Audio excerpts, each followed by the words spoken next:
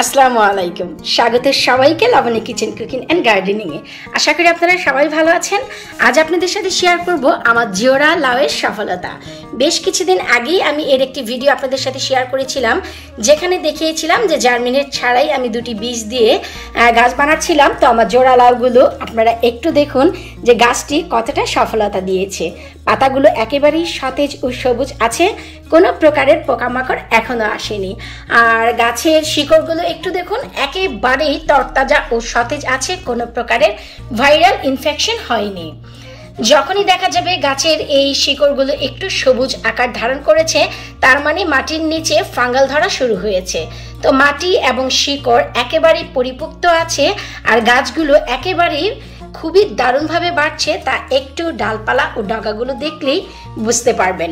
তবে হ্যাঁ, এই যে সময়, এই সময় হচ্ছে গাছগুলো ট্রান্সফার করা। ট্রান্সফার বলতে এই যে পট, এই পটে আর গাছ না রেখে আমাদের উচিত হবে এখন এই যে দুটি গাছ দুটি পটে দিয়ে দেয়া, এতে করে গাছগুলো দারুণভাবে বাড়তে পারবে। তো আমি একটু সময়ের অভাবে আসলে করতে পারছি না, যখনই সময় পাবো আমি এই পট থেকে দুটি গাছ আলাদা করে দেব, এতে করে খুব দ্রুত গাছগুলো বাড়তে পারবে। এখনো দারুণভাবে বাড়ছে, কারণ গত 2 সপ্তাহ আগেই আমি আপনাদের সাথে আমার জোড়া লাউয়ের ভিডিও শেয়ার করেছি, যেখানে গাছগুলো অনেক বেশি ছোট ছোট ছিল। তো গাছগুলো বড় হয়েছে অনেক ভালোভাবে, তবে এই গাছগুলো আরো ডাবল হয়ে যেত যদি এই একটি পটে একটি গাছ থাকতো। তো যাই হোক, আমি গাছগুলো খুবই দ্রুত আকারে চেঞ্জ করব, আর ট্রান্সফার করব যখন অবশ্যই আপনাদের সাথে শেয়ার করব যে ট্রান্সফার করার পর আমি কিভাবে মাটি তৈরি করছি। কারণ লাউ গাছের জন্য স্পেশালভাবে আসলে মাটিটি তৈরি করতে হয়, কারণ লাউ গাছ অনেক বেশি সেন্সিটিভ হয়, তা আমরা অনেকেই জানি। আর লাউ গাছটি খুবই ভালোভাবে বাড়ছে।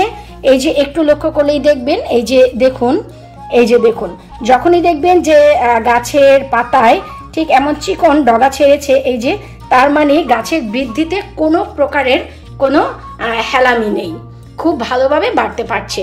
আর এই পর্যায়ে এসে আপনারা যে খাদ্য দিবেন তা হচ্ছে শুধুই ক্যালসিয়াম, এবং এই যে নিচের যে দুটো পাতা তা শুধু কেটে দিবেন, তার বেশি নয়।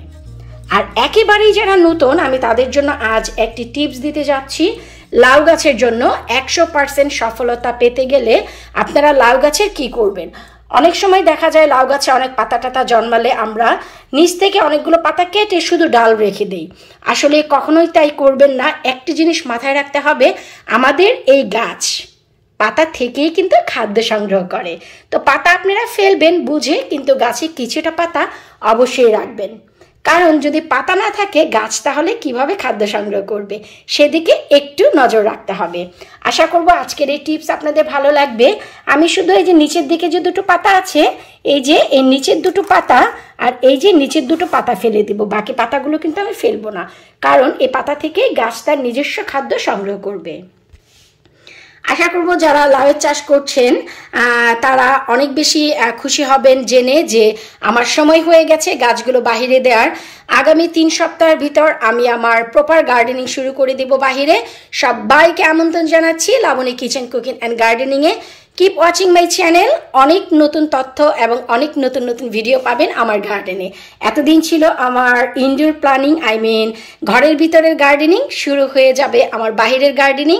যারা চ্যানেলে নতুন এসেছেন অবশ্যই চ্যানেলটি সাবস্ক্রাইব করে রাখবেন, আর যারা অনেক আগে থেকে চ্যানেলটি সাবস্ক্রাইব করেছেন তাদেরকে সবাইকে ওয়েলকাম জানাচ্ছি আমার আগামী 2 থেকে 3 সপ্তাহ পর প্রপার গার্ডেনিংয়ের।